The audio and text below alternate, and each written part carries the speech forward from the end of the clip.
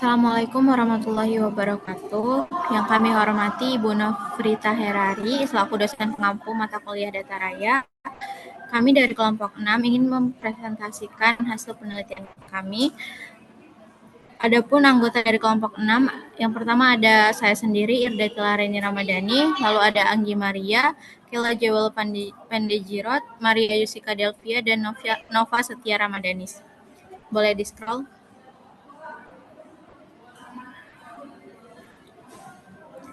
Jadi, perkembangan teknologi digital itu telah mengubah era masyarakat memperoleh dan menyampaikan informasi. Nah, salah satu platform yang banyak digunakan untuk berdiskusi mengenai berbagai isu sosial, ekonomi, dan juga politik adalah YouTube.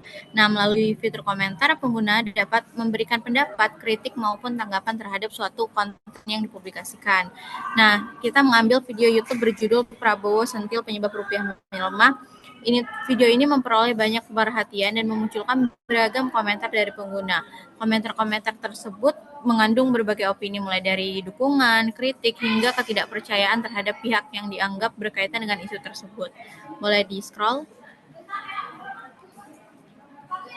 Berdasarkan latar belakang ke atas lagi. Berdasarkan latar belakang tersebut, penelitian ini bertujuan untuk menganalisis sentimen dan tema dominan yang dalam komentar pengguna YouTube pada video Prabowo Sentil Penyebab Rupiah Melemah. Nah, menggunakan NVivo, hasil penelitian diharapkan dapat memberikan gambaran mengenai perspektif masyarakat terhadap isu pelemahan rupiah yang dibahas dalam video tersebut. Untuk selanjutnya akan dijelaskan oleh teman saya. Baik, untuk selanjutnya yaitu metode penelitiannya. Jadi penelitian ini tuh kita menerapkan penelitian pendekatan kualitatif deskriptif. Itu bertujuan untuk mengenali secara mendalam tentang pandangan dan respon masyarakat. Jadi objek utama yang kita analisis dalam kajian itu adalah seluruh opini pada kolom komentar media sosial YouTube yang secara spesifik berfokus pada unggahan video yang berjudul Prabowo Sentil Penyebab Rupiah Melemah. Kekayaan Indonesia mengalir ke luar negeri. Nah, oleh karena jadi pemilihan platform YouTube itu didasarkan pada karakteristik sebagai media interaktif dan yang inklusif. Jadi um, selain selain itu dari kanal official iNews ini juga dipilih sebagai sumber data karena reputasinya itu sebagai media informasi nasional yang kredibel dengan tingkat keterlibatan penonton yang tinggi.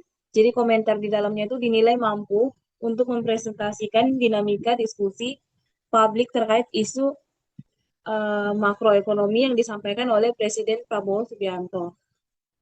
Boleh di-scroll ke atas sedikit. Jadi dalam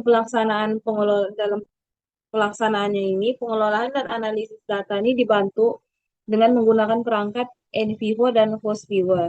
Jadi perangkat lunak FastViewer ini tuh diaplikasikan pada tahap awal untuk melakukan pemetaan literatur terhadap penelitian-penelitian yang terdahulu dan relevan.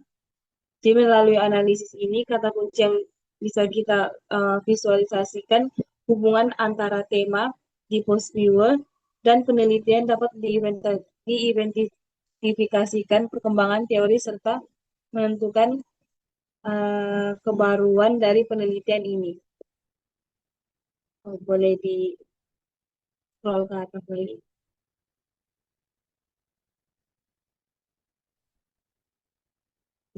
Jadi secara di, di ke bawah ini dikit. Nah, jadi secara sistematis alur dari metodologi penelitian ini itu disusun melalui tahap yang berkesinambungan. Jadi prosesnya itu diawali dengan penentuan topik penelitian, kemudian diperkuat melalui pemetaan literatur menggunakan FastViewer dan penentuan platform YouTube serta pemilihan video target dari kanal official iNews itu.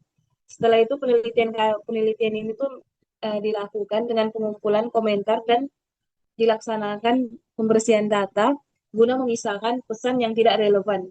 Jadi data yang telah bersih itu dilanjutkan diimpor ke dalam NVivo untuk menjalani proses pengkodean, interpretasi tema, hingga pengakhirannya itu dilakukan penarikan kesimpulan berdasarkan hasil visualisasi data yang objektif.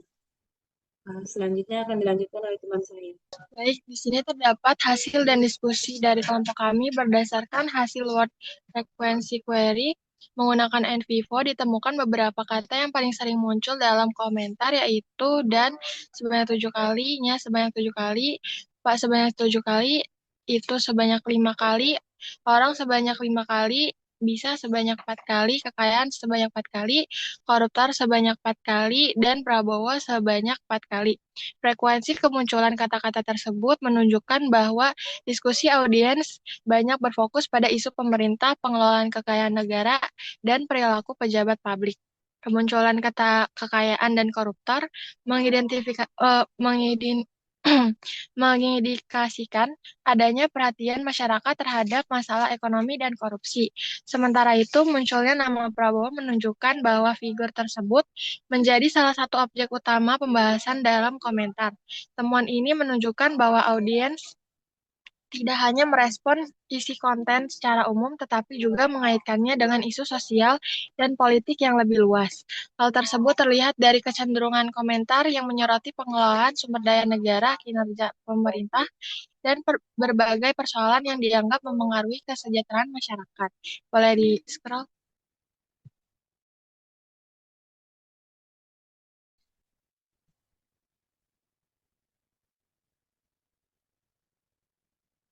Baik, di sini terdapat proses coding menggunakan NVivo menghasilkan beberapa tema yang muncul dalam komentar audiens.